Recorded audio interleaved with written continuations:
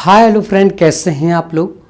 और उम्मीद करते हैं कि आप लोग जो है बहुत ही स्वस्थ होंगे, बहुत ही अच्छे होंगे।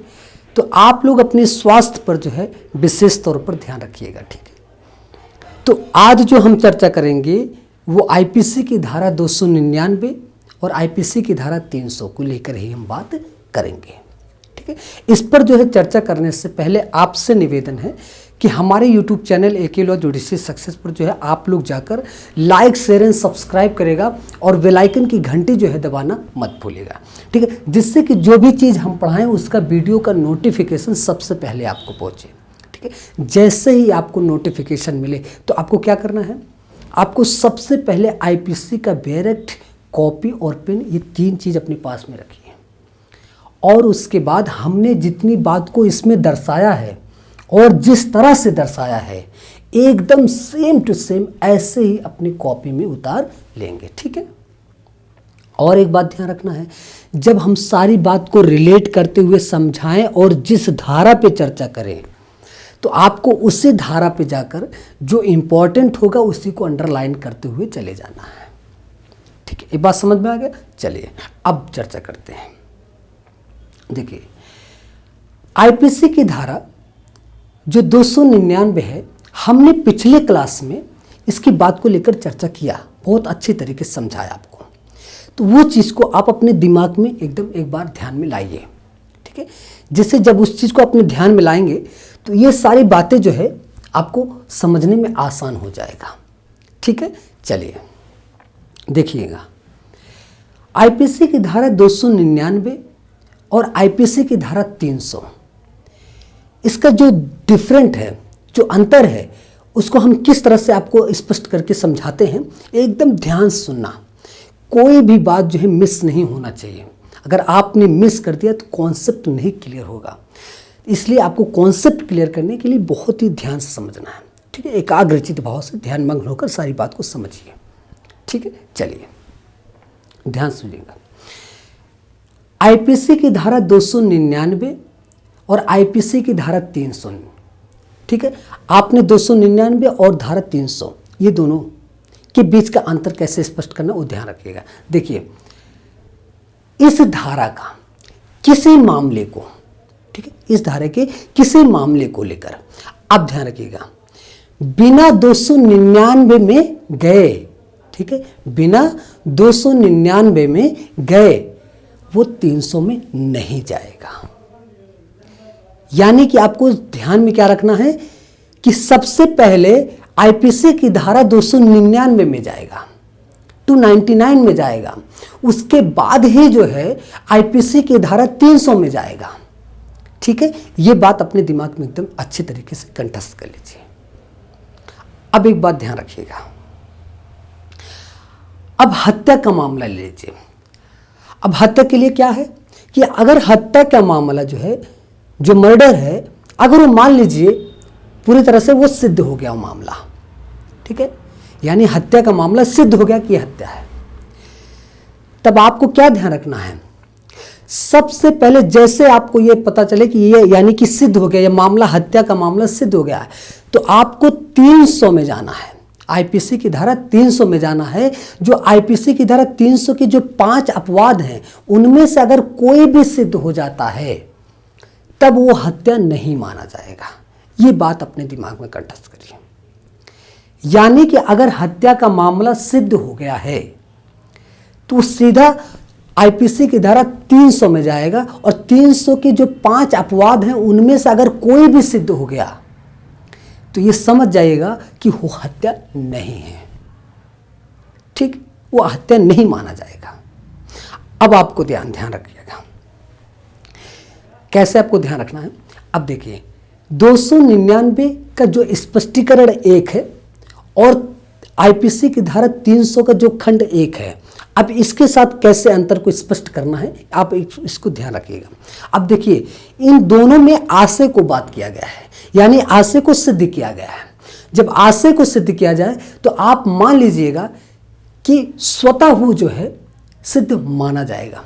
अब कैसे सिद्ध माना जाएगा देखिएगा, आईपीसी की धारा 299 का जो स्पष्टीकरण 1 है, अगर आशय सिद्ध माना गया, सिद्ध हो गया तो समझ लीजिएगा वो स्वतः जो है आईपीसी की धारा 300 में उस आशय सिद्ध माना जाएगा। बस आपको क्या ध्यान रखना, अतिरिक्त सिद्ध नहीं, ठीक है, ये बात अपने ध्यान में रखिएगा। बस यही रखिए कि स्वतः सिद्ध माना जाएगा, बस अतिरिक्त सिद्ध को बात को नहीं लेना आपको। अब देखिए, मृत्यु कारित करने के लिए इसी बात को सिद्ध करना। अब आपको देखिए, अब चलते अब हम आपको बताते हैं दूसरे खंड को लेकर। देखिए, आईपीसी की धारा जो दूसरा स्पष्टीकरण है, उस दूसरे स्पष्टीकरण से आपको 300 की जो धारा 300 है, 300 के जो दूसरा खंड है और तीसरा खंड है, अब इसके साथ कैसे रिलेट करेंगे, यानी कि 300 के दूसरा और तीसरे खंड को, ठीक है, और आईपीसी की धारा जो 299 है उसके दूसरे स्पष्टीकरण के साथ कैसे स्पष्ट तरीके से अंतर को स्पष्ट करेंगे। अब इस चीज़ को आप ध्यान में रखिएगा एकदम। देखिए कैसे, सबसे पहले अब हम स्पष्ट करते हैं 299 के दूसरा खंड यानी दूसरा स्पष्टीकरण के साथ जो है 300 के दूसरे खंड के साथ में, इसके साथ एक साथ कैसे, अब ध्यान रखना। अब देखिए 299 का दूसरा स्पष्टीकरण क्या कह रहा है कि वह शारीरिक क्षति कारित करना जिससे मृत्यु कारित करना संभाव्य है, ठीक है। अब यह संभाव्य है कि मृत्यु कारित हो ही जाएगा, ठीक है, यह बात ध्यान रखना।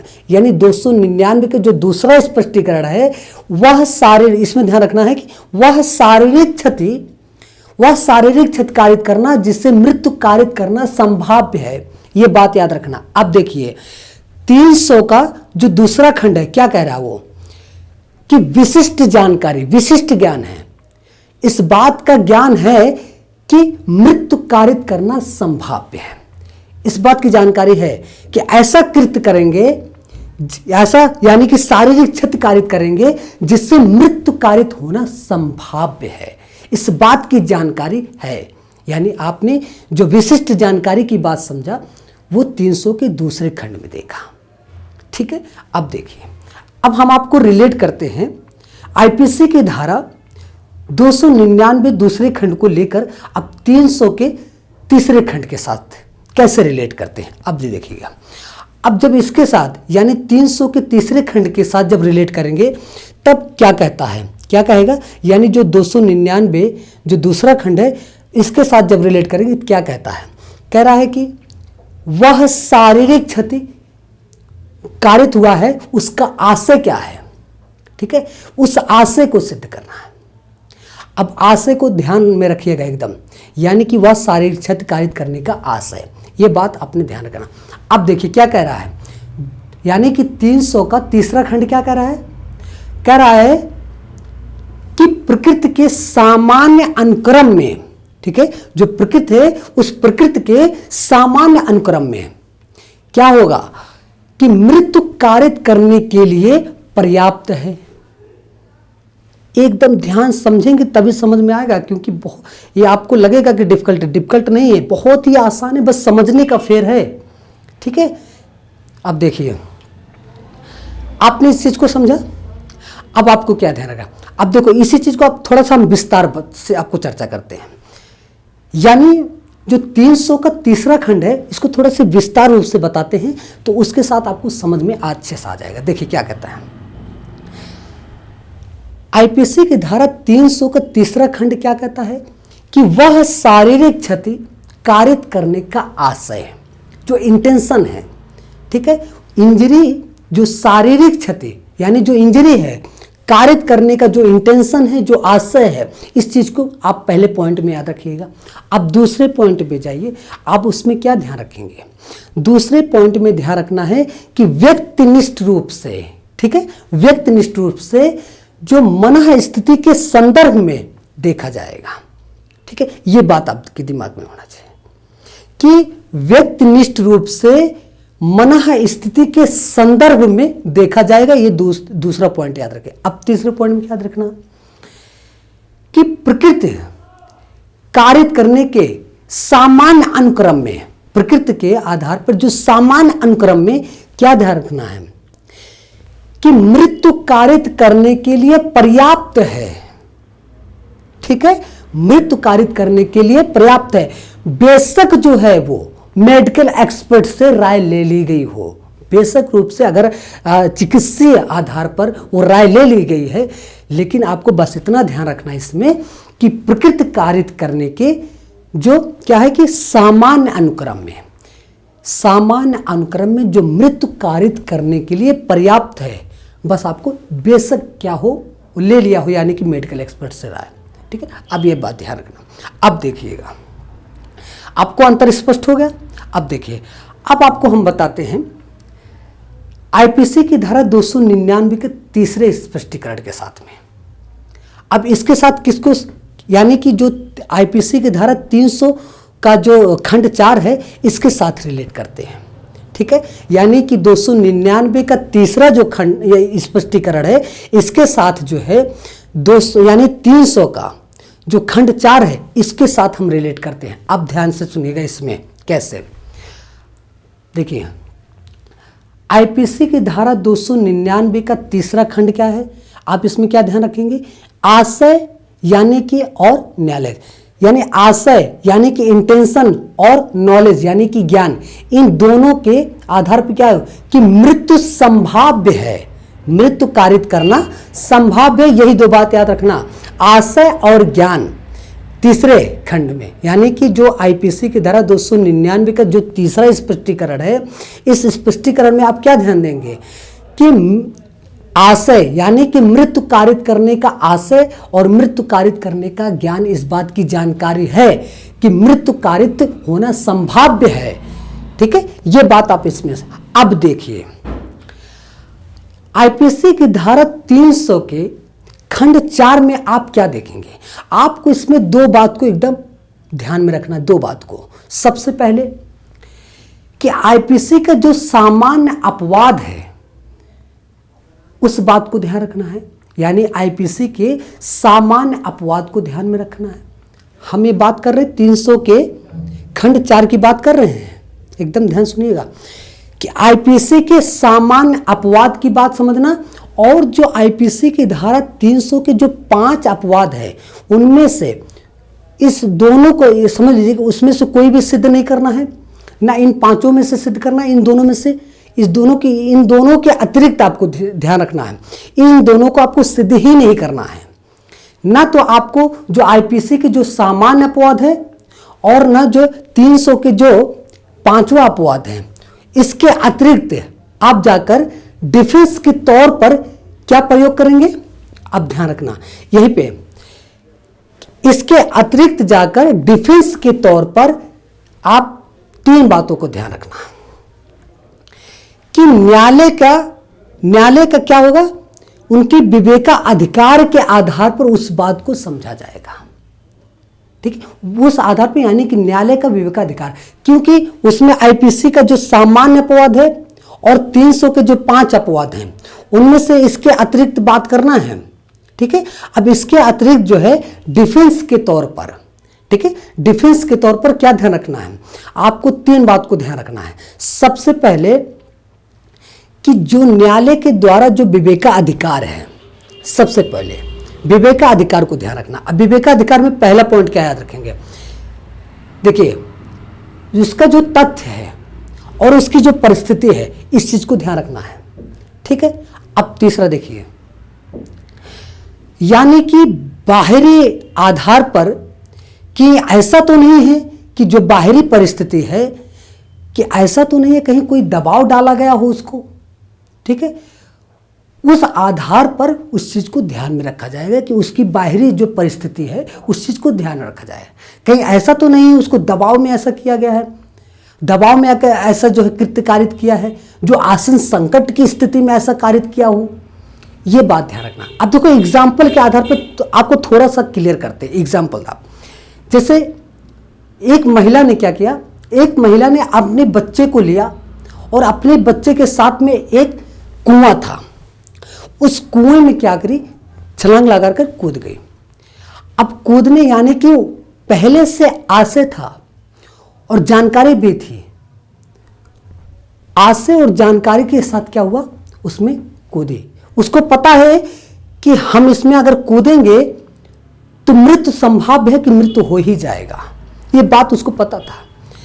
इसी आधार पर अब इसी में आपको यही ध्यान रखना है कि ना तो इसमें आपको सामान्य अपवाद को ध्यान रखना है जो आईपीसी के सामान्य अपवाद है, और जो 300 का जो 5वें अपवाद है, 5 अपवाद, उन 5 अपवाद इसको और दोनों, इन दोनों के अतिरिक्त डिफेंस के तौर पर क्या ध्यान रखेंगे।